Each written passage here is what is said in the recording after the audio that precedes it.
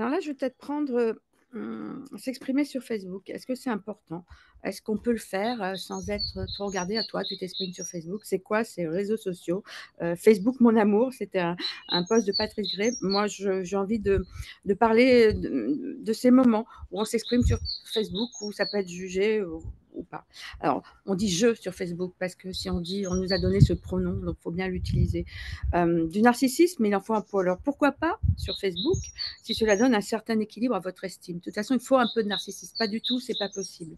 Pourquoi devrions-nous être jugeants de ce que vous allez faire sur Facebook? On lit bien le journal, on regarde la télé, on papote au coin du feu. Alors, s'exprimer sur Facebook en parlant des autres, de tout, de rien, de soi, pourquoi pas, au fond? Où est le problème?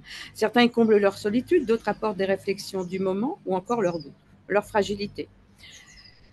Ne pas faire de peur de faire trop ou trop faire de peur de ne pas faire assez, peu importe, au fond.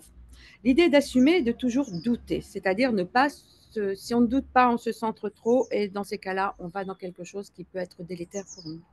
Ne pas oublier que si vous avez peur d'être égocentrique, c'est que vous ne l'êtes pas. Un égocentrique n'est pas empathique, il ne doute pas de lui, mais des autres. Parfois, se centrer sur soi pour exprimer et douter, c'est équilibrer une estime de soi par son ancrage dans le sol, par la communication, par l'écriture. Être ou ne pas être, là est la question. Donc, écrivez, faites-vous plaisir.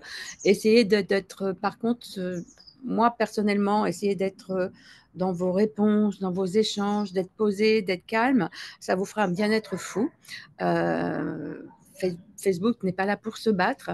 Enfin, moi, je ne conçois pas ça comme ça. Échanger, partager, faire réfléchir à une idée du moment, qu'on utilise le jeu, qu'on se dévoile sa vie ou pas, chacun son histoire. Ces postcards, c'est aussi une histoire, c'est aussi une façon d'être. Ça peut aussi sembler égocentrique alors que ça ne l'est pas. Essayer de se laisser porter par qui l'on est. Et puis, comme me dirait Patrick Breckman, égocentrique ou pas, en fait, on s'en fout. Voilà. Bonne journée ou pas. Partagez tout sur Facebook. Au revoir.